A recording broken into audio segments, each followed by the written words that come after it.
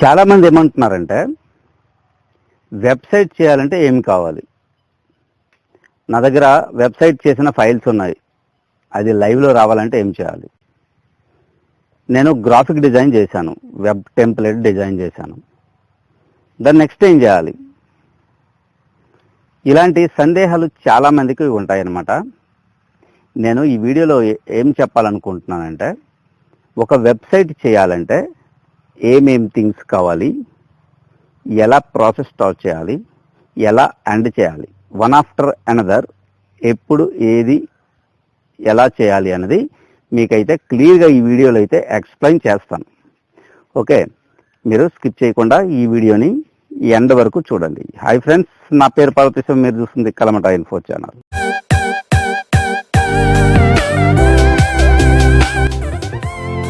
Friends, వీడియోలోకి వెళ్లే ముందు నా ఛానల్ మీరు కొత్తగా చూస్తున్న వారైతే సబ్స్క్రైబ్ చేసుకోండి, అలాగే పక్కనున్న బెల్ ఐకాన్ని ట్యాప్ చేసి ఆల్ అనే ఆప్షన్ని సెలెక్ట్ చేసుకోండి. ఎందుకంటే నేను కొత్తగా ఏ వీడియో అప్లోడ్ చేసినా అందరికంటే ముందు మీరు నోటిఫికేషన్ ద్వారా చూడగలుగుతారు. ఇక ఆలస్యం చేయకుండా వీడియోలోకి అయితే వెళ్ళిపోదాం. ఫ్రెండ్స్, ఏంటంటే ఇప్పుడు ఒక వెబ్సైట్ డెవలప్ చేయాలంటే కొంత ప్రాసెస్ అండ్ ప్రొసీజర్ అయితే పాటించాలి. అంటే ఇన్స్ట్రక్షన్స్ పాటించి మనమైతే వర్క్ అయితే స్టార్ట్ చేయాలి. ఫస్ట్ ఏం చేయాలి, నెక్స్ట్ ఏం చేయాలనేది వన్ బై వన్ మీకైతే ఎక్స్ప్లెయిన్ చేస్తాను. ఫస్ట్ మీరు ఏంటంటే వెబ్సైట్ దేని గురించి అయితే చేస్తున్నారో దాని గురించి స్టడీ చేయండి.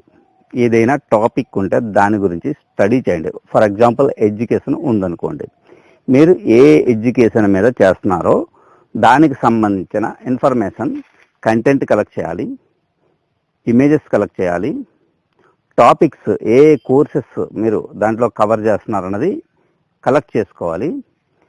ఇవన్నీ చేసిన తర్వాత మీరు సిస్టంలో ఫోటోషాప్ యూజ్ చేసేసి ఒక లేఅవుట్ అన్నది క్రియేట్ చేసుకోవాలి.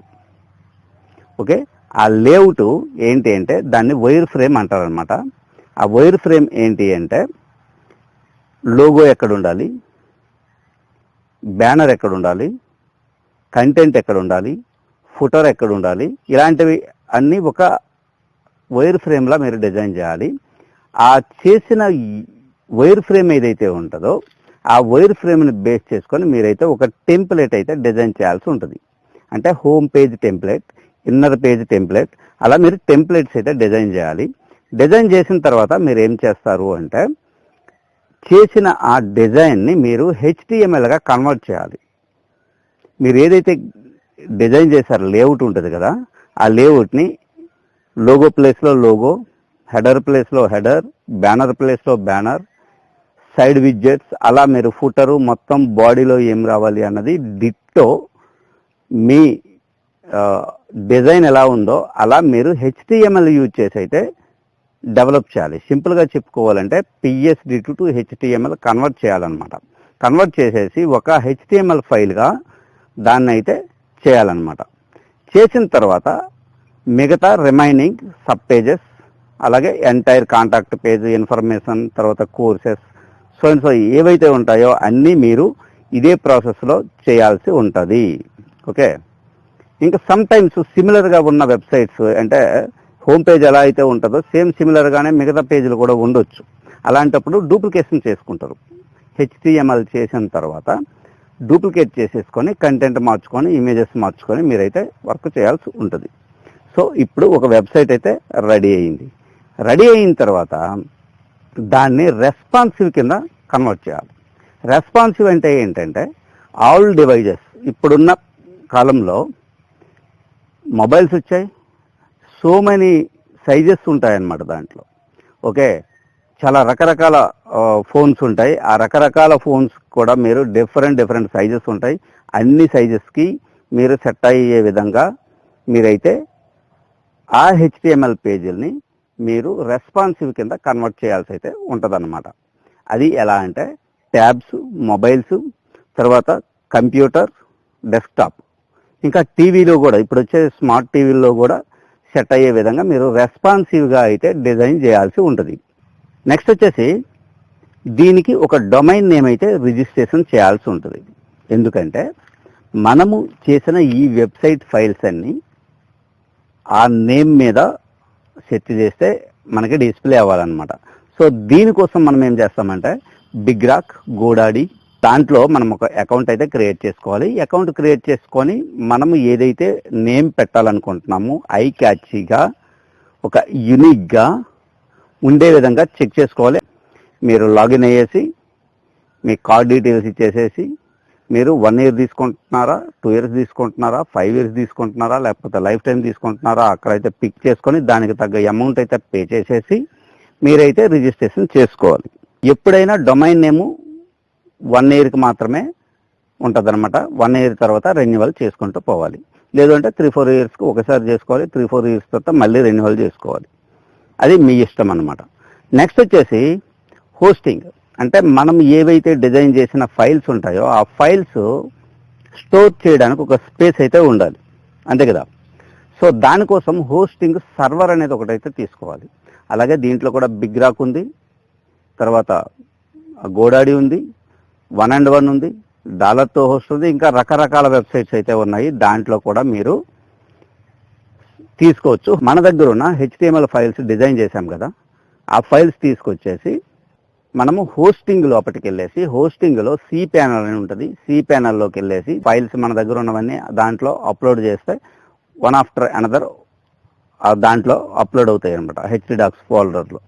నెక్స్ట్ ఇప్పుడు ఏం చేయాలి అంటే వెబ్సైట్ ఓపెన్ అవ్వగానే మీకు లాక్ సింబల్ అయితే కనిపిస్తుంది అనమాట బ్రౌజర్ దగ్గర. అంటే అడ్రస్ ఏదైతే ఉంటుందో దాని ముందు, అంటే ఇది నాట్ సెక్యూర్ అని చూపించడానికి అనమాట. దానికోసం మనం ఏం చేస్తామంటే SSL సర్టిఫికేట్ అన్నది ఒకటైతే మనము ఇన్స్టాల్ చేయాలి. ఇన్స్టాల్ చేయాలి అంటే మనం ఒక SSL సర్టిఫికేట్ కొనుక్కోవాలి. ఇది ఒక ట్రస్టెడ్ సైట్ అని ఐడెంటిఫై చేస్తుంది గూగుల్కి. ఇది ఒక ట్రస్టెడ్ సైట్ అంటే యూజర్కి ఇది ట్రస్టెడ్ సైట్ అని తెలియాలన్నమాట. మనము SSL సర్టిఫికేట్ ఇన్స్టాల్ చేయంగానే ఆ ఇంటూ సింబల్ పోయి గ్రీన్ లాక్ సింబల్ వస్తుంది అనమాట. అంటే ఇది ట్రస్టెడ్ సైట్ అని, అంటే దీన్ని నమ్మొచ్చు, ఈ సైట్ని నమ్మొచ్చు అని అర్థం. మీరు కావాలంటే మీరు ఈకామర్స్ సైట్స్ ఉంటాయి కదా, అమెజాన్, ఫ్లిప్కార్ట్వి, వాటిలో చూడండి లాక్ సింబల్ ఉంటుంది అనమాట, గ్రీన్గా కనిపిస్తుంది. సో అలా అన్నమాట. అది ఉండాల్సిన అవసరం అయితే లేదు. ట్రస్టెడ్ సైట్ కింద మనము చలామణి అవ్వాలి అంటే అది కంపల్సరీగా పెట్టాలి. దానికి తోడుగా సెక్యూరిటీ కూడా ఇస్తుంది అనమాట. ఓకే, సెక్యూరిటీ కూడా ఇచ్చే ఛాన్సెస్ ఉంటాయి. ఇస్తుంది అని చెప్పం, ఇస్తుంది కొంతవరకు అయితే సెక్యూరిటీ అయితే పక్కా ఉంటుంది అనమాట. సో హ్యాకర్స్ ఇంకా దాన్ని బీట్ చేసి హ్యాక్ చేయాలంటే చేయొచ్చు, చెప్పలేము, వేరే చాలా ఉంటాయన్నమాట డెవలప్మెంట్లో. సో దాన్ని కొనాలి అనుకుంటే కనుక మీరు ఈ ప్లాట్ఫామ్స్ డొమైన్ హోస్టింగ్ ఎక్కడ కొన్నారో దాంట్లోనే SSL సర్టిఫికేట్ కూడా కొనుక్కోవచ్చు. దానికి కూడా రెన్యువల్ ఇచ్చేసేసి, అంటే 1 year 2 year అన్నాలంటే అన్న వాళ్ళు పే చేసేసి బుక్ చేసేసుకొని మనం దీనికి ఏం చేయాలి అంటే ఈ 3 డిఫరెంట్గా తీసుకున్నాం అనుకోండి, డిఫరెంట్ అంటే ప్రొవైడర్స్ దగ్గర, అప్పుడు సేమ్ మనము డొమైన్కి హోస్టింగ్కి ఎలా అయితే లింకప్ చేసామో దీనికి కూడా చేయాలి. ఈ విధంగా మనకి ఏంటంటే ఒక వెబ్సైట్ డెవలప్ చేయాలి అంటే ఈ ప్రొసీజర్ ఫాలో అవ్వాలి. ఏది ఫస్ట్ ఏది తర్వాత అలా చేయాలి అన్నది ఈ వీడియోలో అయితే ఎక్స్ప్లెయిన్ చేశాను. ఓకే, ఇది ఇన్ఫర్మేటివ్గా ఉంది అనుకోండి, మీరు ఒక లైక్ ఇచ్చేసాయంటే అలాగా మీ ఫ్రెండ్స్కి, ఫ్యామిలీ మెంబర్స్కి అందరికీ షేర్ చేయండి. అలాగే మీ ఫ్రెండ్స్కి వాళ్ళకి చెప్పండి, కొంచెం సబ్స్క్రైబ్ చేయమని చెప్పండి. నా ఛానల్ మీరు కొత్తగా చూస్తే సబ్స్క్రైబ్ చేయండి. అలాగే పక్కన ఉన్న బెల్ ఐకాన్ ట్యాప్ చేసి ఆల్ అనే ఆప్షన్ని సెలెక్ట్ చేసుకోండి. ఎందుకంటే నేను కొత్తగా ఏ వీడియో అప్లోడ్ చేసినా అందరికంటే ముందు మీరు నోటిఫికేషన్ ద్వారా చూడగలుగుతారు. మళ్ళీ కంటెంట్ ఉన్న కొత్త వీడియోతో మీ ముందుకు వస్తాను. అంతవరకు సెలవు, బాయ్.